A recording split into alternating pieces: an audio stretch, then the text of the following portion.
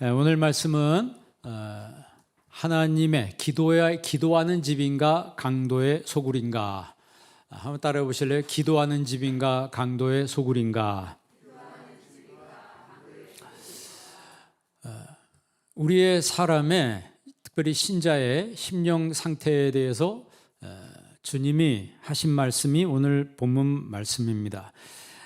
오늘 본문은 종려주일에 특별히 월요일에 예수님께서 예루살렘 성에 입성할 때 많은 사람들이 엄청난 환영을 했습니다. 그 월요일에 예수님께서 감람산 벳바게와 베다니에 이르렀다 그랬어요. 그러면서 주님께서 뜬금없이 건넌마을에 가서 한 번도 타보지 않은 나귀를 풀어오라고 제자들에게 시킵니다. 제자들이 생각할 때 아니 남의 것을 왜 가지고 오라고 그러느냐, 값을 치른 것도 아닌데 주님 그게 가당이나 하겠습니까? 라고 했더니 주께서 말씀하시길 주가 쓰시겠다 하라, 이렇게 말하면 줄 것이다 라고 했어요. 우리가 신앙생활할 때 지난주에도 말씀드린 것처럼 이성과 믿음이 우리 안에서 늘 충돌을 합니다. 내가 이성을 선택할 것이냐 믿음을 선택할 것이냐 라고 했을 때 어떤 사람은 이성을 선택하는 사람이 있고 이성을 선택했으면 순종하지 않았을 거예요. 그러나 주님이 말씀하시니까 그대로 될 줄 믿고 제자들은 간 것이죠. 그리고 가서 실제로 보니까 나귀가 있는 거예요. 그래서 그 나귀를 풀어오는데 주인이 남의 것을 왜 가져가냐 물어봤습니다. 그랬을 때 예수님께서 시키신 대로 주가 쓰시겠다고 합니다 라고 했더니 그 주인이 그냥 가져가라고 가는 거예요. 여러분, 우리의 삶 속에는요 때로는 우리가 이해 안 되고 납득이 안 될 때가 있습니다. 그러나 그런 환경 속에서도 특별히 믿는 사람들은 항상 믿음을 선택해야 될 줄 믿습니다. 이성이 우리에게 안 된다, 가지 마라, 해선 안 된다 뭐 이렇게 말하지만 그러나 그것이 주님의 뜻이고 주님이 말씀하신 거라면 우리는 순종을 해야 된다는 거죠. 이제 예수님은 베다니를 떠나 다시 예루살렘 성에 이제 입성을 하셨습니다. 그리고 도중에 예수님이 시장하셨어요. 배가 많이 고프셨는가 봐요. 그래서 무화과 나무를 보시고 그 무화과의 잎사귀가 무성한 걸 보시고 거기 열매가 있겠다 해서 가보니까 열매가 없습니다. 열매가 없으니까 예수님께서 그 무화과 나무를 저주하셨다 그랬어요. 이 광경 때문에 그 신앙에 대해서 굉장히 혼란을 겪는 사람이 지금만 있는 게 아니고 예전에도 꽤 있었습니다. 왜냐하면 무화과 나무는 먼저 열매가 맺는 나무예요. 열매를 맺고 잎사귀가 나오는 거예요. 보통 다 잎사귀가 나온 다음에 열매가 나오는데 열매를 먼저 맺습니다. 그러니까 예수님께서 잎사귀를 딱 봤을 때는 뭐가 있어야 된다? 열매가 있어야 된다는 거죠. 그런데 열매가 없는 걸 보고 예수님께서 그것을 저주하셨어요. 이 상황에 대해서 오해한 사람들이 역사적으로 있었는데 그 유명한 영국의 수상을 3번이나 지냈던 존 러셀이 있습니다. 그 사람의 손자, 우리가 잘 아는 버틀란트 러셀이라고 하는 그분 책을 여러분도 한 번씩 정도 읽어봤을 거예요. 노벨 문학상을 수상한 버틀란트 러셀이라고 하는 사람이 성경 마가복음 지금 이 본문을 읽다가 시험 들었어요. 시험 들어서 생각을 바꿨습니다. 이거 내가 생각하던 그런 분이 아니다. 어떻게 이런 사람이 메시아가 될 수 있냐? 아니 그때가 무화과 철도 아닌데 열매가 없다고 그걸 저주해서 나무를 죽여버려? 이거는 내가 생각했던 기독교가 아니다 해서 신앙을 떠나버렸어요. 그거는 정상적으로 우리가 보통 이렇게 생각하면 이해가 안 될 수 있지만 성경에 대해서 무지하기 때문에 그런 행동을 한 것입니다. 또 우리가 잘 아는 아프리카의 성자인 알버트 슈바이처 박사는 그 역사적 예수의 연구라고 하는 책을 썼어요. 이분이 의사인데 역사적 예수의 연구라고 하는 책을 썼는데 거기서 뭐라고 써놨냐면 예수님의 그런 행동은 정상적인 행동이 아니다. 십자가를 앞두고 예수님께서 너무 정신적인 혼란을 겪고 있었기 때문에 그런 비상식적인 행동을 했다라고 그렇게 기록을 했습니다. 그것은 성경의 이 컨텍스트를 모르는, 그 성경에 대해서 무지하기 때문에 그런 소리를 한 것이죠. 여러분, 유명한 사람의 말이라고 해서 다 옳은 게 아닙니다. 우리는 보통 유명한 사람이 얘기하면 아주 그게 진리라고 생각하는 경우가 많은데, 유명하다고 해서 다 옳은 게 아니에요. 마틴 루터도 그 야고보서를 가지고 지푸라기 서신이라고 그랬죠. 왜냐하면 루터가 주창한 게 뭐냐면 이신칭의 믿음으로만 의롭다함 받는다. 그걸 계속 외치는데 야고보서 보니까 믿음으로만 아니니라, 행위도 같이 따라가야 된다는 거예요. 그러면서 아브라함 얘기를 하잖아요. 그래서 이거는 서신도 이건 성경이 아니다, 이건 지푸라기 서신이다 라고 하는 아주 큰 우를 루터가 범하게 됩니다. 여러분, 믿음은요 행함하고 같이 가는 거라 그랬어요. 그래서 성경에 믿음과 행함은 함께 일하는 이라 그랬어요. 동전의 앞뒷면하고 똑같은 거예요. 여러분, 동전의 앞뒷면을 따로 떨어뜨려 놓고 설명할 수 있습니까? 동전의 앞뒷면은 같은 거예요. 믿음과 행함은 같이 가는 겁니다. 우리가 죄인이기 때문에 때로는 실수해서 행함에서 부족한 면이 있지만 회개해서 다시 이게 또 합해지는 거죠. 그러니까 믿음과 행함은 같이 가는 것인데, 루터는 그거에 대해서 야고보서를 오해해가지고 막 지푸라기 서신이라고 이런 얘기를 했습니다. 무화과 나무는 이른 봄에 처음 익은 그 열매를 파괴라고 그래요. 그 파괴가 떨어져야 돼요. 파괴가 떨어져야지 그 다음에 뭐가 열리냐면 진짜 탐스러운 무화과 열리는데 그거를 테나라고 말합니다. 그러니까 이제 파괴라고 하는 것은 여러분 벳바개 있죠. 지금 1절에 있는 벳바개가 벳 플러스 파괴예요. 벳이란 말은 집이란 뜻이고 파괴는 무화과 열매를 파괴라고 그래요. 그래서 벳바개라고 하는 것은 무화과의 집이란 뜻이에요. 그러니까 그 지역에 뭐가 많다는 거예요? 무화과가 많은 지역이라고 하는 거예요. 그러면 베다니는 뭐냐? 베다니는 베테나라고 해서 똑같이 두 번째 맺는 무화과 열매를 테나, 상품성 가치가 있는 무화과 열매를 테나라고 그래요. 그러니까 처음에 그 파괴라고 하는 열매는 나그네고 뭐고 아무나 와서 따먹어도 괜찮아요.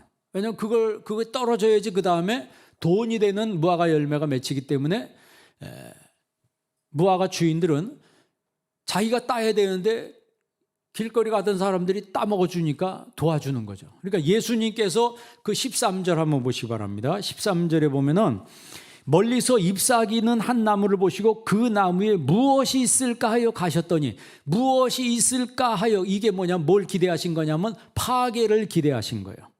그런데 가서 보신즉 잎사귀에 아무것도 없었어요.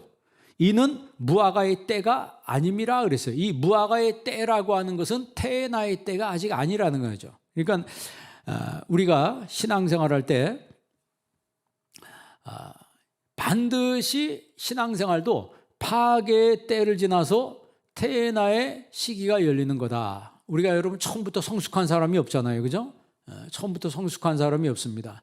좀 미숙하고 부족하고 좀 덜 익은 것 같은 그런 파괴와 같은 이런 신앙의 모습이 점점 나중에 익어가면서 테나와 같은 탐스럽게 아주 당도가 높은 상품성 가치가 있는 아주 성숙한 그런 신앙으로 우리가 하나님 앞에 드려질 수가 있는 거죠. 우리가 영적으로 보면 무화과 나무는 이스라엘을 말합니다. 그러니까 반드시 열매가 있어야 할 자리에 없다고 하는 것은 그들의 영적 질서, 그 마음속의 영적인 질서와 하나님 질서가 망가져 있다는 사실이에요. 그러니까 고장난 인간이 됐다는 거죠. 그러니까 예수님께서 타락한 이스라엘 향해서 지금 교훈적으로 말씀하신 것이지 무화과 나무 자체를 미워해서 예수님께서 저주하신 것이 아니다는 거예요. 그러니까 예수님께서 그 열매가 있을까 해서 가서 봤는데 파괴를 기대하신 거예요. 그런데 잎사귀만 무성하고 뭐가 없었어요? 열매가 없었다. 그 말은 반드시 뭐가 있어야 된다? 열매가 있어야 된다는 거예요. 그리고 여러분, 우리가 신앙생활할 때 주님이 우리의 모습을 이야기하시는 거예요. 잎사귀라고 하는 것은 쉽게 말하면 교회 생활이죠. 교회 생활을 열심히 하는 것 같고 잎사귀가 무성하니까 나름대로 신앙생활 잘하는 것 같은데 주님이 보시고자 하는 것은 열매를 보시는 거죠. 예수님께서 마태복음 7장에 그랬잖아요. 그의 열매로 그들을 알리라. 그를 알아보는 그 척도가 뭐냐면 바로 열매를 보시고 주님이 그들을 안다는 거죠. 그런데 열매는 없고 뭐만 있어요? 잎사귀만 잔뜩 있는 거예요. 그러니까 오늘 본문 말씀은 무화과 나무 저주 사건과 성전 정화 사건, 이 두 가지 사건을 통해서 우리는 나에게 말씀하시는 주님의 메시지를 발견해야 합니다. 정말 이 본문 말씀을 통해서 나에게 주신 주님의 메시지가 뭐냐라고 했을 때 내가 신앙생활하는데 내 신앙생활에 열매가 있는가? 이걸 한번 돌아봐야 되는 거예요. 열매가 있는가? 그 잎사귀는 무성해요. 교회는 열심히 다니고 하는데 주님이 기뻐하시는, 주님이 보시고자 하는 그 열매가 있는가? 두 번째는 성전을 정화시키는데 그 성전 정화를 하시면서 예수님께서 하신 말씀이 뭐예요? 내 집은 만민의 뭐 하는 집이다? 기도하는 집이라고 하는데 그 안에 들어가 보니까 장사치들이 교회 안에 성전을 점령하고서 난장판을 만들고 있었다는 거예요. 여러분, 중요한 것은요, 잎사귀도 중요합니다. 잎사귀도 중요하지만 진짜 중요한 것은 열매가 중요한 거죠. 열매. 우리가 보통 성경에 3대 나무가 있죠. 첫째는 무화과 나무, 두 번째는 포도나무, 세 번째는 감람나무. 이거를 3대 나무라 이렇게 얘기해요. 그런데 오늘 무화과 나무를 통해서 주님께서 우리에게 영적인 메시지를 우리에게 주시고자 하는 겁니다. 이게 무화과 나무가 있는데 예수님께서 그 무화과 나무를 저주하셨어요. 그러니까 성경 속에서 도대체 왜 이렇게 하셨을까? 그 의도를 깨달아야 돼요. 우리는요, 성경 말씀을 들으면서 또 보면서 하나님의 의도가 무엇인지를 알아야 합니다. 그 하나님의 의도를 모르면 성경을 오해할 수 있어요. 아까 이 버트란트 러셀이든가 슈바이처 박사는 이게 정상 예수님이 제정신이 지금 아니다, 그렇게 해석을 한 거예요. 왜? 성경을 모르니까. 파괴와 태나가 뭔지를 모르니까 그렇게 해석을 한 거예요. 그러니까 주님이 원하는 것은 파괴든지 태나든지 열매를 보시고자 하는 거죠. 그 무슨 열매예요? 영적으로 보면 성령의 열매죠. 그러니까 여러분, 내가 생각할 때 이 코로나 시기를 지나면서 내가 정말 사랑의 열매를 맺고 있는가? 내가 기쁨의 열매가 내 안에 있는가? 내가 예수님 믿는 기쁨이 있는가? 내 안에 정말 평안의 열매가 있는가? 평강의 열매가 내 안에 있는가? 내가 정말 오래 참는 그런 열매가 내 안에 있는가? 참지 못해가지고 금방 노를 바라고 성질을 내고 혹시 이런 사람 아닌가? 내가 정말 자비한 사람인가? 내가 정말 착한 사람인가? 여러분, 사도행전에 보면요, 7집사를 뽑을 때 착하고 성령 충만, 착하고 믿음과 성령이 충만한 사람이에요. 자격이. 그러니까 교회 일꾼 될 사람들은요, 겸손해야 합니다. 직분을 받을수록 겸손해야 되고, 직분을 받을수록 하나님 앞에 사람 앞에 겸손하게 섬기는 사람이 하나님의 일꾼들이에요. 왜냐하면 무조건 성령 충만한 게 아니고 앞에 그 열매가 아가소스라고 하는 착함이라고 하는, 양선이라고 하는 거예요. 양선. 정말 나는 충성된 사람인가? 정말 하나님의 교회에 나는 충성된 사람인가? 하나님 영광에서 나는 충성된 사람인가? 한번 생각해 보세요, 본인이. 여러분, 요한계시록에 뭐라 그랬어요? 죽도록 충성하라 그랬어요. 누가 그렇게 할 수 있겠습니까? 자기를 다 바쁜데 죽도록 충성하라. 그러면 내가 생명의 면류관을 네게 주리라 그랬어요. 아무나 충성하는 게 아닙니다. 성령 충만한 사람이 성령 충성하는 거예요. 내가 정말 절제하는 사람인가? 내가 온유한 사람인가? 이 열매, 온유의 열매, 절제의 열매, 이런 것들이 내 삶 속에서 열매로 풍성하게 맺혀져 갈 때 그 사람이 정말 주님의 쓰심에 합당한 사람이, 주님이 쓰시기에 불편함이 없는 그런 사람이 되는 거죠. 여러분, 자기 이기심과 아집과 고집으로 가득 차 있으면요, 주님이 쓰기에 정말 불편합니다. 왜? 쓰려고 할 때마다 사사건건 트집 잡고 사사건건 뭐 안 된다고 말하고 이러면요, 주님이 그런 사람을 어떻게 쓰시겠어요? 아까 건넌 마을에 가서 낙이 풀어오라 그러면 그런 사람은 풀어 계세요? 안 풀어 계세요? 거기 왜 갑니까? 남의 거 왜 풀어오라고 합니까? 말이 안 되잖아요. 뭐 그렇게 얘기하면 정말 주님이 불편하시잖아요. 그러나 이 제자들은요, 아무 소리 하지 않고 시킨 대로 와서 얘기했더니 정말 그 사람들이 그걸 주더라는 거예요. 말 한마디 때문에. 누가 쓰시겠다? 주가 쓰시겠다 하니까. 우리는요, 하나님의 의도를 잘 알아야 합니다. 무화과 나무를 저주한 이 사건은 예수님께서 무화과 나무가 싫어서 저주한, 그 무화과 나무를 미워해서 저주한 게 아니고 이스라엘을 향한 경고의 말씀으로 주님이 하시는 거예요. 똑같이 우리가 이 어려운 시기를 지나면서 하나님이 나에게 주시는 경고의 메시지를 들어야 합니다. 경고의 메시지를 들어야 돼요. 내 신앙이 잎사귀는 푸르한데 열매가 정말 있는가? 성령의 열매를 맺는가? 두 번째는 내가 하나님을 향한 기도하는 집인가? 내가 하나님을 향한 기도하는 집인가? 아니면 강도의 소굴인가? 강도의 소굴이 될 수도 있고 기도하는 집이 될 수도 있는데 둘 중에 어느 쪽을 선택하고 어느 쪽으로 갈 것인가 라고 하는 것은 그 누구한테 달린 거예요? 그건 나한테 달린 거예요. 하나님 말씀에 내가 믿고 순종하는 마음으로 그렇지, 내가 이 힘든 시기에 끝까지 기도해야지 하면서 내 의지로 내 모든 걸 다 사용해서 내 하나님 앞에 기도하며 살겠습니다. 그러면요, 강도의 소굴이었다 할지라도 그 내 안에 있는 영혼이 싹 정화가 되면서 하나님 영광을 위한 기도하는 집이 되는 겁니다. 예수님께서 성전 안에 들어갔을 때 성전 안에서 각종 양과 비둘기 매매하는 행위, 환전 행위 이런 것들이 이루어지고 있었어요. 그 당시에는 제사장들이 이 장사꾼들하고 결탁을 해가지고 외지에서 들어오는 양과 비둘기를 그 제사장이 하는 일은 제물을 검사하는 거예요. 비둘기가 이게 온전한 비둘기인지 양이 이게 쩔룩빨이나 아닌지 검사해서 합격시킨 것만 하나님 앞에 제물로 바칠 수 있었습니다. 그런데 자기가 갖고 온 제물을 제사장이 빠꾸시키는 거예요. 이거 퇴짜를 놓는 거예요. 그러면 자기가 제물을 드릴 수가 없는 거예요. 그리고 할 수 없이 성전 안에서 파는 그걸 갖다가 드리면 다 100% 합격이 통과네. 그러니까 자연히 어떤 현상이 생기냐면 사람들이 그냥 돈을 가지고 와서 성전에서 그 양과 비둘기를 사서 하나님 앞에 제물로 바치는 그런 행위가 이루어지고 있었습니다. 예수님께서 그 모습을 보면서 하나님의 성전이 강도의 소굴이 됐다라고 분노하신 거예요. 이걸 거룩한 분노라고 하죠.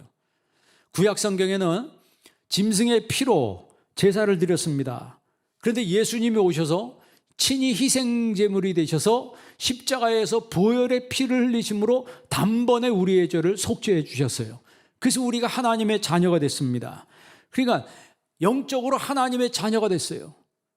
그런데 실제로 여러분 잎사귀가 무성하다, 열매가 없다 이 말은 타락한 생활을, 영적으로 타락한 삶을 살고 있다는 거예요. 그리고 성전에 들어가 보니까 하나님의 성전이 처참하게 무너진 상황을 예수님께서 목도를 하시고 예수님께서 분노를 하신 거예요. 세속화된 모습을 보고 분노하신 거예요. 그러니까 지금 어떻게 보면 우리가 신앙생활 하면서 이단보다 더 무서운 게 뭐냐면 세큘러 휴머니즘이에요. 세속화된 인본주의라고 하는 거죠. 이 세속화된 인본주의가 교회 안에 들어오기 시작하면 교회 안에서 분쟁이 생기기 시작합니다. 교회 안에서 사람들이 세상 신분을 가지고 와서 행세를 하기 시작합니다. 그래서 어느 교회는 장관이 교회를 다니는데 이 사람이 교회 와서 장관 행세를 하려고 해요. 국회의원이 교회 나오는데 교회 와서 국회의원 행세를 하려고 해요. 여러분, 교회는 죄인들이 모여서 하나님을 예배하는 곳이에요. 교회 올 때는 계급장 다 떼고 오는 것입니다. 쓰리스타가 교회에 온다 할지라도 교회에 올 때는 계급장 떼고 죄인의 신분으로, 그러니까 문화적인 신분을 다 떼고 우리가 죄인의 신분으로, 하나님 자녀의 신분으로 주님을 예배하는 거예요. 그런데 얘기 들어보면요, 어떤 분은 진짜 장관인데 교회 와서 그렇게 겸손하게 섬긴다는 거예요. 교회 와서 그렇게 섬기고 그렇게 겸손하니까 오히려 초신앙인들이 도전을 받더래요. 야, 저 신앙생활은 저렇게 하는 거구나. 어떤 분은 국회의원인데 교회 와서 너무 겸손하게 성도들을 확 섬기고, 어떤 분은 큰 회사 사장인데 교회에서 주일 아침에 막 차량 봉사, 이 경광봉 있잖아요. 왜 그거 가지고 차량 봉사하고 막 그런다는 거예요. 지금 사장 회장이 그런 거 하게 생겼어요. 인간적으로 보면 자기가 대접받는 그런 위치지만 영적으로 보면 똑같은 하나님의 종이고 하나님의 자녀이기 때문에 직분자들이 그렇게 섬긴다는 거죠. 그렇게 겸손하게 섬기는 사람이 많을 때 교회가 아름답게 성장하는 거예요. 이게 세큘러 휴머니즘이라고 하는 이 세속적 인본주의가 교회 안에 들어오기 시작하면 이 사람들이 자기가 세상에 가지고 있던 권력과 힘과 이런 거를 교회 안에서 행사하기 시작합니다. 그러면 그 안에서 분쟁이 일어나기 시작하는 거예요.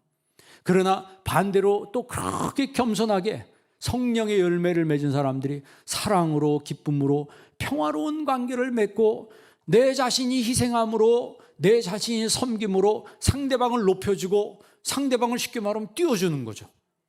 그러니까 교회가 얼마나 훈훈해집니까? 한겨울에도 교회가 훈훈해지고, 여러분 세상에서 그래도 지위가 있는 사람이 와서 막 겸손하게 막 머리를 숙이면서 인사도 잘하고 막 이러면요, 그게 전도가 되는 거예요. 전도는요, 교회 밖에서만 하는 게 아니고 교회 안에서도 해야 되는 거예요. 왜냐하면 교회 왔다고 해서 다 믿는 게 아니거든요. 초신앙자들이 왔다가 교회를 떠나가요. 왜 떠나냐면 목사님의 메시지 때문에 떠나가는 게 아니고 그 조사해 보면 같은 교회 성도들의 태도 때문에 교회를 떠나는 사람들이 많다는 거예요. 그러니까 우리가 정말 하나님을 믿을 때 내 안의 모습이 열매를 맺는 하나님의 사람이 되어야 된다는 거죠. 열매가 있는 성도가 되어야 되고, 두 번째는 기도하는 하나님의 집이 되어야 된다는 거예요. 기도하는 하나님의 집이 되는. 반대로 아까 얘기한 대로 세속적 인본주의가 그 안에 들어차 있으면은 그런 사람들이 많으면 그거는 교회가 아니고 뭐가 돼요? 그거는 강도의 소굴이 되는 거예요. 강도의 소굴이 되는 거예요. 예수님께서 성전이 성전되게 하는 게 뭐라고 말씀했어요? 성전이 성전되게 하는 것은 바로 내 집은 만민의 기도하는 집이라 하는 거예요. 여러분 오늘 본 말씀 11장 17절 한번 읽어볼래요? 11장 17절 다 같이 한번 읽습니다. 이에 가르쳐 이르시되 기록된 바 내 집은 만민이 기도하는 집이라 칭함을 받으리라고 하지 아니하였느냐. 너희는 강도의 소굴을 만들었도다 하시매. 아멘. 성전을 성전되게 하는 것이 무엇인가? 내 집은 만민의 뭐 하는 집이다? 기도하는 집이라는 거예요. 어떤 사람은 교회 모여서 교제만 한다고 비판하는 사람이 있어요. 여러분 비판하는 사람 조심해야 합니다. 비판하는 사람 자신을 돌아봐요. 자기는 얼마나 잘났어. 교회가 기도 안 한다고. 그럼 당신은 얼마나 기도를 많이 해? 중세시대에 보면요, 어느 때보다도 기도를 많이 했던 데가 중세시대예요. 그렇죠? 중세시대는 수도원도 많았어요. 그런데 제일 타락했던 시대가 언제냐면 중세시대예요. 이게 무슨 소리예요? 기도 그렇게 많이 하는데요? 그게 뭐냐면 믿어도 똑바로 믿어야 된다는 거죠. 그 당시에는 성경을 몰랐기 때문에 쉽게 말하면 눈 가리고 아웅한다고 면죄부 팔아가지고, 면죄부 팔아서 사람이 면죄부를 돈을 내고 사면은 죄가 용서받는다고 그런 교리를 가르쳤어요. 그리고 기도하는데 성자를 위해서 기도하고 성자의 날을 만들어가지고 어떤 사람이 신앙생활 잘하면 그 사람이 죽으면 그 사람을 위한 날을 만들어요. 그 사람을 위한 날을 만들고 그 사람을 위한 기도를 하고 그 사람이 나의 수호 성자가 돼가지고 그 사람한테 기도도 하는 이런 이상한 행동들이, 그러니까 기도를 많이 하는데 주님 앞에 예수 그리스도 앞에 예수 그리스도 이름으로 기도하는 게 아니고 엉뚱한 대상한테 마리아한테 기도하든지 이런 일들이 벌어졌다는 거죠. 그러니까 비성경적 기도와 비성경적 사상이 가장 많았던 시대가 언제냐면 바로 중세 시대였어요. 그러니까 기도를 해도 똑바른 기도를 해야 된다. 우리가 그래서 예수님이 주기도문을 가르쳐 주셨잖아요. 여러분 기도의 핵심은 뭐예요? 하나님의 영광을 위해서 기도하라는 거예요. 하나님의 영광을 위해서 기도하라는 거예요. 하나님의 이름이 높임을 받으시도록 기도하라. 내 이름은 감춰지고 내 이름은 사라지고 주님의 이름이 영광을 받으셔야 된다는 거죠. 두 번째는 주님의 나라가 임하도록 기도해야 된다는 거예요. 내 심령 속에 뭐가 임하도록? 하나님의 나라가 임하도록. 여러분 심령 속에 하나님의 나라가 임하는 은혜가 있기를 바랍니다. 그걸 위해서 기도하라는 거예요. 우리의 가정에 뭐가 임하도록? 하나님의 나라가 임하도록. 교회 와서 예배 드리고 꼭 집에 가 싸우는 집안이 있대요. 교회에서 예배 드렸는데 이상하게 예배 끝나고 꼭 집에 가면 싸울 일이 생긴다는 거예요. 그런 사람은 하나님 우리의 가정에 하나님 나라가 임하게 하옵소서. 그렇게 기도하면 싸울 일이 뭐가 있습니까? 그렇잖아요. 우리 교회에 하나님 나라가 임하도록 기도해야 돼요. 여러분 교회마다 하나님 나라가 임하면 하나님의 놀라운 역사가 하나님 교회를 통해서 이루어지게 되는 거예요. 이 사회에 하나님 나라가 임하도록, 그래서 예수님께서 기도하라. 나라가 임하시옵소서. 나라가 임하시옵소서. 하나님의 그 엄청난 바실레아라고 하는 하나님의 왕국이 임하도록 기도하라는 거예요. 내 마음속에, 내 가정에, 교회에, 이 사회 어느 곳에든지 하나님 나라가 임하도록 하나님 영광을 위한 기도를 하라는 거죠. 그리고 하나님의 뜻이 이루어지도록 기도하라는 거예요. 여러분 선교하는 게 뭐예요? 하나님의 뜻이 이루어지도록 우리가 일하는 게 하나님의 선교입니다. 그것을 위해서 기도하라는 거예요. 우리가 성전 건축을 할 건데 성전 건축하는 것도 누구의 뜻을 위해서 기도하는 거예요? 아버지의 뜻을 위해서 기도하는 거예요. 내 집을 짓는 게 아니잖아요. 누구 집을 위해서, 누구 집을 짓는 거예요? 하나님의 아버지의 집을 짓는 거예요. 그러니까 하나님의 뜻이 이루어지도록 기도하라는 거예요. 여러분 영혼 구원한 것도 하나님의 뜻을 이루는 거죠. 영혼 구원하는 것도, 전도하는 것도 하나님의 뜻을 이루는 거예요. 그러니까 이 모든 것을 하나님의 영광을 위해서 하는 것, 그게 바로 진정한 기도라고 하는 거예요. 그러니까 교회는 내 집이 만민의 뭐 하는 집이다? 하우스긴 하우스인데, 하우스인데 House of Prayer, 기도하는 집이라고 하는 거예요. For all nations, 모든 민족을 위한 기도하는 집. 우리가 하나님의 성전을 지으면 더 큰 성교를 위해서 하나님 영광에서 쓰임 받도록 여러분들이 기도하시기를 바랍니다. 그런 하나님의 나라가 이루어지도록 기도하고, 그런 하나님 나라를 위한 영적인 용사들이 교회에서 계속 배출되고, 그런 하나님 나라를 위한 하나님의 군사들이 똘똘 뭉쳐서 하나님의 역사를 이루어갈 때 여러분 하나님이 그 교회를 기뻐하시는 거예요. 그러니까 하나님의 뜻과 하나님 나라와 하나님의 이름이 높임을 받는 그 교회는, 그 성전은 바로 하나님의 집입니다. 반대로 세속적 인본주의가 들어와서 장악한 그곳은 바로 강도의 소굴이라고 하는 거예요. 그러니까 내가 지금 어느 쪽에 속해 있는가를 잘 보세요. 무화과나무 저주 사건과 성전 청결 사건은 하나입니다. 하나로 연결되어 있는 거예요. 오늘 말씀은. 그리고 예수님은 무화과를 이스라엘로 보신 건데, 그거를 우리가 신자인 내가 내 모습으로 돌아봐야 된다고 했습니다. 나는 열매는 없으면서 잎사귀만 무성한 거 아니냐. 예수님이 성령의 열매는 없고 껍데기 신앙으로 자기를 포장하면서 형식적으로 신앙생활하는 사람들의 마지막이 어떠한가를 경고하는 메시지가 바로 본문 말씀이에요. 그러니까 하나님 말씀이 우리에게는 경고의 말씀으로도 들려야 된다는 거죠. 여러분 최초 성전이 무슨 성전이에요? 솔로몬 성전이죠. 솔로몬 성전을 졌어요. 어디에 졌습니까? 아브라함이 이삭을 바친 그 모리아산에 하나님의 그 황금 성전 솔로몬 성전이 지어졌어요. 그런데 7년 동안 이 솔로몬 성전을 짓는데 그 성전을 짓는 소리가 안 들렸다고 그랬어요. 열왕기상에 보면 성전을 짓는데 소리가 안 들려요. 뭐 뚝딱뚝딱 소리가 들려야 되잖아요. 그런데 소리가 안 들렸어요. 한번 열왕기상 6장 7절 한번 보시기 바랍니다. 열왕기상 다 같이 6장 7절 한번 읽어보겠습니다. 이 성전은 건축할 때 돌을 그 뜨는 곳에서 다듬고 가져다가 건축하였으므로 건축하는 동안에 성전 속에서는 방망이나 도끼나 모든 철연장 소리가 들리지 아니하였으며. 그러니까 이 성전을 건축할 때 돌을 뜨는 곳에서 미리 다 다듬었어요. 그래서 이거를 가져와서 성전을 짓는데 그냥 살살 옮겨다 놓고 철연장 돌 다듬 소리 뚝딱뚝딱 하는 그런 소리가 없었어요. 여러분 7년 동안 성전 건축하는데 소리 없이 지었다는 것은 영적으로 많은 의미를 내포하고 있는 거예요. 우리 교회도 소리 소문 없이 성전 건축이 이루어질 수 있도록 기도하시길 바랍니다. 얼마나 시끄러운 소리가 들리고, 어떤 교회는 지으면서 시끄러운 소리 들리다가 중간에 중단되고 이상하게 나가는 교회도 여러 교회가 있습니다. 그러나 정말 은혜가 충만한 교회는 처음부터 끝까지 소리 소문 없이 교회가 아름답게 지어지는 그런 교회가 있어요. 하나님의 임재가 있는 성전에는요, 사람의 소리, 세상 소리가 들려서는 안 되는 거예요. 성전에는 하나님의 소리만이 들려야 합니다. 기도 소리가 들려야 되고, 찬송 소리가 들려야 되고, 말씀 소리가 들려야 되는 거예요.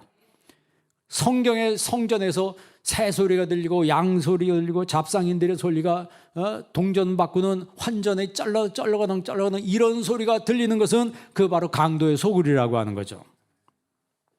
여러분, 그런데 이 솔로몬 성전이 나중에 어떻게 됩니까? 부패한, 이스라엘의 부패함으로 하나님께서 그들을 도저히 선지자를 보내서 회개해라 돌아서라 하는데 안 돌아서요. 그 사람은요, 고집이라는 게 있잖아요. 여러분도 고집 있어요, 없어요? 한번 딱 배심 구부러지면 어떻게 돼요? 끝까지 가는 거예요. 뭐 하나님 영광이고 뭐고 그냥 내가 구부러진 대로 가는 게 보통 인간들이 그렇습니다. 그러니까 구부러진 배심이, 이게 하나님이 선지자를 통해서 돌아오라 했는데도 선지자를 죽이는 거예요. 안 돌아서는 거예요. 그러니까 하나님이 그 이스라엘을 결국 망하게 했어요. 바빌론한테 멸망당하잖아요. 그 바빌론에 끌려가지고 고생하면서 그들이 깨달은 게 뭐냐면, 성전에서 하나님을 찬양하며 예배할 때가 그렇게 좋았었는데 우리가 여기서 이렇게 불순종하다 이 고생을 하는구나. 회개하기 시작하니까 하나님이 페르시아를 보내서 고레스를 통해서 이스라엘을 고토로 돌아가게 하신 거예요. 그들이 돌아와서 지은 성전이 뭐예요? 수룹바벨 성전이에요. 그런데 그 수룹바벨 성전도 나중에 무너집니다. 그리고 세 번째 지어진 성전이 바로 오늘 우리가 읽은 본 말씀에 이 성전을 가리켜서 뭐라고 얘기해요? 헤롯 성전이란 말이에요. 그러니까 첫 번째 성전은 솔로몬 성전, 두 번째는 수룹바벨 성전, 세 번째 성전은 헤롯 성전이에요. 왜 헤롯이 성전을 지어줬어요? 그 분봉왕이기 때문에, 황제 밑에 분봉왕이 각 지역을 다스렸기 때문에, 이 분봉왕이 정치를 잘하면 자기가 승전할 수도 있는, 영전할 수도 있는데, 만약 자기가 다스린 지역에서 반란이 일어나면 좌천당해요. 뚱뚱한 유배지 같은 데로 쫓겨나니까 자기 삶이 더 힘들어져. 그러니까 자기가 통치하는 식민지 백성들의 환심을 사기 위해서 헤롯이 건축가였습니다. 이 사람이 건축가였어요. 그래서 그 헤롯 성전을 자기가 주전 20년 전에 직접 짓습니다. 그러니까 그 성전이 지어지면, 그러니까 안 믿는 사람이 성전을 지어준 거예요. 그 성전이 얼마나 가겠어요? AD 70년에 로마 디도 장군에 의해서 그것도 무너집니다. 예수님이 그랬잖아요. 돌 위에 돌 하나도 남지 아니하고 다 무너질 것이다 그랬어요. 중요한 것은 하나님의, 여러분 진짜 성전은 바로 우리 심령 성전이 하나님의 성전이에요. 그리고 두 번째 성전이 바로 빌딩 성전입니다. 그러니까 심령 성전이 온전하게 세워진 사람들이 실제 빌딩 성전, 하나님의 성전을 더 아름답게 세워가는 거예요. 마가복음 11장 15절 한번 읽어볼래요? 마가복음 11장 15절 다 같이 읽습니다. 그들이 예루살렘에 들어가니라 예수께서 성전에 들어가사 성전 안에서 매매하는 자들을 내쫓으시며 돈 바꾸는 자들의 상과 비둘기 파는 자들의 의자를 둘러부시며, 예수님께서 막 가서 보니까 이게 안에서 잡상인들이, 이건 우리나라 말로 돗대기 시장이라 그러잖아요. 이게는 성전이 돗대기 시장이 된 거예요. 그랬더니 예수님께서 의자를 둘러엎었다 그랬어요. 자, 성전엔 무슨 소리가 나야 된다고요? 기도 소리, 찬양 소리, 말씀의 소리가 나야 돼요. 그런데 여기는 무슨 소리가 나고 있어요? 일로 와. 여기서 돈 바꾸네, 돈 더 싸, 여기 더 싸. 양을 파는데 그 안에서도 막 경쟁이 벌어져가지고 내가 얼마 더 싸게 해줄게. 이런 잡상인들이 그 안에서, 성전 안에서 이런 행위가 이루어지고 있어요. 그게 뭐냐면 강도의 소굴이 된 거예요. 여러분, 내 신앙이 여러분 짧은 시간 예배를 드리는데 여러분이 말씀에 집중하고 있나요? 말씀에 집중하고 있나요? 예배 드리면서 내 생각은 세계 여행 다니고 있어요. 먼 여행 다니고 있어요. 그래서 설교 끝나면 다시 제정신 돌아오고, 그거 왜 그러냐면 하나님 말씀에 집중하지 못하는 건 내 심령이 지금 강도의 소굴이 되어 있다는 거예요. 그리고 내 삶 속에 교회 다녀서 집엔 성경책이 몇 권씩이나 있는데 내 언행 심사, 내 삶의 행위를 보면 그냥 잎사귀만 무성하지 열매가 없는 사람하고 똑같아. 그러면요, 그게 바로 예수님께서 무화과 나무를 저주하는 것은 경고의 메시지입니다. 경고의 메시지예요. 성전을 예수님께서 정화하신 것도 경고의 메시지입니다. 아무리 성전이라 할지라도 경건한 성도들이 없는 이런 강도의 소굴과 같은 성전은, 이거는 성전이 아니다는 거죠. 16절 한번 읽어보실래요? 16절 나가겠습니다. 아무나 물건을 가지고 성전 안으로 지나다님을 허락지 아니하시고, 아무나 물건 가지고 성전 안으로 다님을 허락지 아니하시고. 만약에 제가 목사로서 교회 안에서 이런 일이 벌어진다면 난 가만히 있을 거예요. 이단이 와서 교회를 여러분 어지럽히면요, 내가 목사로서 가만히 있지 않을 거예요. 예수님께서 분노하신 것처럼 나도 분노할 거예요. 그러나 그럴 일은 없을 거예요. 왜냐하면 하나님 우리 교회 아름다운 교회로 계속해서 지켜주실 겁니다. 17절 한번 읽어볼래요? 17절 다 같이 있습니다. 이에 가르쳐 이르시되 기록된 바 내 집은 만민이 기도한 집이라 칭함을 받으리라고 하지 아니하였느냐? 너희는 강도의 소굴을 만들었도다 하시매. 아멘. 교회가 교회답다는 게 뭘 의미해요? 교회가 교회답다는 게 뭘 의미합니까? 교회가 기도하는 집이 되어야 된다는 거예요. 성도가 성도답다는 게 뭐예요? 바로 기도하는 성도가 되어야 된다는 거예요. 그리고 그런 의미에서 볼 때 내가 정말 하나님의 거룩한 집인가 아니면 강도의 소굴인가, 나 자신의 모습을 돌아봐야 된다는 거죠. 자, 다시 성도가 성도답다는 것은 무엇이라고요? 기도하는 성도인가. 이 코로나 시기에 여러분 기도하는 성도가 되는, 기도를 회복하는 성도가 되는 여러분 되기를 바랍니다. 아까 얘기했잖아요. 세속적 인본주의가 우리 안에 들어와서 왕노릇하기 시작하면 모든 게 다, 영적인 모든 게 다 사라지는 거예요. 그리고 육신적인 것들만 잔뜩 일어나요. 같은 사람을 봐도 육신적인 걸 자꾸 보기 시작하면 그 은혜가 돼야 안 돼요. 여러분, 우리가 하나님을 믿는다고 하지만 다 사람마다 뭐가 있어요? 약점이 있는 거예요. 약점을 들춰내는 건 누가 들춰내는 거예요? 사탄이 들춰내는 거예요. 여러분, 불행해지길 원하면 하나님을 거절하고 기도를 등지고, 그러면 찬양을 등지고 하나님에 대한 모든 걸 등지면 자동적으로 불행해집니다. 그러나 여러분 행복해지길 원한다면 하나님을 여러분 삶의 주인으로 모시길 바랍니다. 그리고 기도를 시작해 보세요. 지금 여러분 우리 코로나 기간에 예배도 제대로 못 드리죠. 기도도 제대로 못 하죠. 이럴 때 여러분 우리는 이럴 때 더 깨어서 기도해야 합니다. 내 영혼이 하나님의 거룩한 기도하는 집이 되어야 되는 거예요.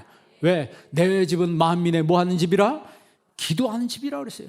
먼저 여러분 여러분 마음, 여러분 몸이 하나님의 성전인 것을 알아야 되는 거예요. 여러분 고린도전서 3장 16절 한번 읽어보세요. 고린도전서 3장 16절 나가지 있습니다. 너희는 너희가 하나님의 성전인 것과 하나님의 성령이 너희 안에 계시는 것을 알지 못하느냐. 17절 누구든지 하나님의 성전을 더럽히면 하나님께서 그 사람을 멸하시리라. 하나님의 성전은 거룩하니 너희도 그러하니라. 여기 17절 중반에요. 하나님의 성전을 더럽히면 하나님이 그 사람을 뭐 한다고요? 멸하신다는 거예요. 쉽게 말하면 하나님의 성전을 강도의 소굴로 만들어 놓으면 나중에 망한다는 거예요. 무화과 나무인데 열매는 없고 뭐만 많으면, 잎사귀만 많으면 그 무화과 나무가 저주를 받은 것처럼 하나님께서 그 성전을 더럽힌 자를 하나님이 멸하신다는 게, 이게 뭐예요? 심판이 있다는 거죠. 심판이 있기 때문에 주님께서 경고의 말씀을 하시는 거예요. 그러면서 하신 말씀이 뭐예요? 하나님의 성전은 거룩하니 너희도 거룩하라. 너희도 그러하니라. 그 말은 우리도 거룩하라고 하는 주님의 메시지를 우리가 깊이 있게 들어야 된다는 거예요. 북한에 지하교인이 한 15만 정도가 있다고 그래요. 15만 정도가 있다고 그러는데, 이분들이 공산주의 정권 아래에서 예배를 드려도 저 산으로 올라가가지고 거기서 몰래 찬송한다는 거예요. 찬송하고 싶어도 마을에서 찬송하면 듣고 누가 들으면 금방 신고하면 그냥 끌려간다는 거예요. 수용소로 끌려간다는 거예요. 마음껏 예배할 수도 없고 마음껏 기도할 수도 없는 그런 환경 속에 살고 있다가 우리 남한에 대한 소식이 점점 들리시는데 남한에는 교회가 많고 남한에는 자유가 있고 그러니까 그 사람들이 뭐냐면 우리가 지금 사는 이 남한 땅을 가나안 땅이라고 그런대요. 가나안 땅이래요. 그러니까 얼른 자기들이 그 애굽 땅을 떠나서 어디로 가야 된다? 가나안 땅으로 와야 된다. 여기 와 보니까 여기 가나안 땅이 아니에요. 가나안 땅이죠. 그런데요. 실제로 가나안 땅에 뭐가 있었어요? 우상이 난무했습니다. 이스라엘 백성들이 가나안 땅에 들어왔을 때 젖과 꿀이 흐르는 가나안 땅에 들어왔을 때 땅은 풍요한데 그 땅에는 유혹과 함정들이 어마어마하게 많았어요. 북한에 있는 사람들이 우리 남한에 와 보니까 진짜 여기가 가나안 땅이에요. 자유가 있죠. 모든 게 다 풍족해요. 그리고 그분들 그 간증을 이렇게 들어보면 무조건 감사하대. 무조건 감사. 왜냐하면 거기서는 매일 감시하고 뭘 주는 것도 없는데 여기 오니까 그냥 막 주더라는 거예요. 모든 게 풍족하더라는 거예요. 그런데 이런 풍족함 속에서 가장 치명적인 데인저러스한 그 요소가 있는데 그게 뭐예요? 그걸 유혹이라고 하는 거예요. 유혹이라. 오히려 여기서 풍족함을 통해서 하나님 믿는 그 영성이 더 무너지고 자기도 모르게 무너질 수도 있는 거예요. 다시 말하면 만몬신이 판을 치는 곳이 바로 여기라고 하는 거예요. 잎사귀만 무성한데 교회도 많잖아요. 신자도 많고 성경도 많아요. 여러분 집에 성경 몇 권씩 있어요? 다 따로따로 있죠. 아빠 거 따로 있고 누구 거 따로 있고 애들 거 따로 있고 그 합치면 몇 권이나 돼요? 식구 수대로 있고 저희 집만 해도 성경이 진짜 여러 권입니다. 성경도 많고 여러분 그런데 그걸 어떻게 보면 잎사귀 그게 다 그게 잎사귀인데 주님은 그런 거 하나도 안 보시고 주님이 보시는 것은 오직 열매만 보신다는 거예요. 열매만 보신다. 마태복음 21장 43절 한번 읽어볼래요? 마태복음 21장 43절 다 같이 읽습니다. 그러므로 내가 너희에게 이르노니 하나님의 나라를 너희는 빼앗기고 그 나라의 열매 맺는 백성이 받으리라. 하나님 나라를 너희는 뭐하고? 빼앗길 수 있기 때문에 빼앗긴다고 예수님 말씀하신 거예요. 직접 예수님 말씀하신 거예요. 하나님 나라를 너희는 빼앗기고 계시록에 보니까 뭐 더 빼앗긴다고 그래요? 면류관도 빼앗긴다는 거예요. 뺏는 자가 있다는 거예요. 하나님 나라도 뺏고 면류관도 뺏고 그럼 내가 여태까지 신앙생활하는 게 뭐가 되느냐 이 말이에요. 오직 그 나라의 열매 맺는 백성이 받을 것이다 그랬습니다. 누가복음 13장 6절 한번 읽어볼래요? 누가복음 13장 6절 나가지 있습니다. 이에 비유로 말씀하시되 한 사람이 포도원에 무화과나무를 심은 것이 있더니 와서 그 열매를 구하였으나 얻지 못한지라. 7절 포도원 지기에게 이르되 내가 3년을 와서 이 무화과나무에서 열매를 구하되 얻지 못하니 찍어버리라. 어찌 땅만 버리겠느냐. 3년을 기다렸는데 열매가 없다. 그랬더니 뭐라고 말씀하세요? 찍어버리라. 어찌 땅만 버리겠느냐. 여기서 주님이 말씀하신 핵심 메시지가 뭐냐면 3년 동안 주님이 기다려주시는데 뭘 기다리시는 거예요? 열매를 기다리시는 거예요. 잎사귀를 기다리는 게 아니에요. 근데 우리는 어디 관심이 많아요? 잎사귀에 관심이 많죠. 누가 나를 봐줘야 되고 누가 나를 알아줘야 되고 여러분 그게 신앙의 본질이 아니잖아요. 내가 하나님 앞에 내가 어떤 모습으로 서 있는가, 내가 정말 주님 앞에 진실한 모습으로 서 있는 내 모습이 그게 진짜인지 가짜인가, 이게 중요한 거죠. 한 절만 더 읽겠습니다. 요한복음 15장 8절이에요. 요한복음 15장 8절 읽습니다. 너희가 열매를 많이 맺으면 내 아버지께서 영광을 받으실 것이요 너희는 내 제자가 되리라. 아멘. 너희가 열매를 많이 맺으면, 그러니까 주님이 계속 무슨 얘기하고 있어요? 열매 얘기하고 있어요. 무화과나무를 보시고서 주님이 거기 가서 보시고자 하는 건 뭘 보시고자 한 거예요? 열매를 보시고자 한 겁니다. 주님께서 그 나무를 저주했을 때 그 다음날 아침에 베드로가 딱 보니까 그 무화과나무가 죽어 있는 거예요. 그래서 주님, 어제 주님께서 말씀하신 그 나무가 죽었습니다. 그랬더니 예수님께서 뭐라고 그래요? 22절에 보니까 예수께서 그들에게 대답하여 이르시되 하나님을 믿으라. 따릅니다. 하나님을 믿으라. 22절 다시 한번 보세요. 다 같이 있습니다. 예수께서 그들에게 대답하여 이르시되 하나님을 믿으라. 그래요. 하나님을 믿는 사람이 열매를 맺고 하나님을 믿는 사람이 기도도 하는 겁니다. 내 영혼이 기도하는 집이 될 때 열매를 풍성하게 맺게 되는 것이겠죠. 파괴의 열매가 아니고 태나라고 하는 정말 상품성 있는 가치 있는 그런 열매를 풍성하게 맺게 되겠죠. 그래서 내 영혼이 기도하는 집인가 강도의 소울인가 라고 했을 때 오늘 이 시간 예배하는 여러분의 심령은 기도하는 집이 되기를 바랍니다. 그래서 정말 아름다운 열매를 풍성히 맺고 하나님의 기쁨이 되는 성도가 되길 주의 이름으로 축원합니다. 기도하겠습니다. 살아계신 아버지 하나님, 오늘 이 시간 저희들에게 말씀 주심을 감사합니다. 내 영혼이 기도하는 집인지, 내 영혼이 강도의 소굴이 되어 있는지 나 자신을 잘 돌아보게 하여 주옵시고, 이 시간 우리가 버려야 될 것, 회개해야 될 것 회개하게 하여 주옵시고, 온전히 주님 앞에 돌아와 하나님 앞에 기도하는 집으로 살게 하여 주옵시며, 잎사귀만 무성한 사람이 아니요 열매 맺는 하나님의 친백성 주님의 제자의 모습으로 살아갈 수 있도록 저희들을 인도하여 주옵소서. 예수님의 이름으로 기도합니다. 아멘.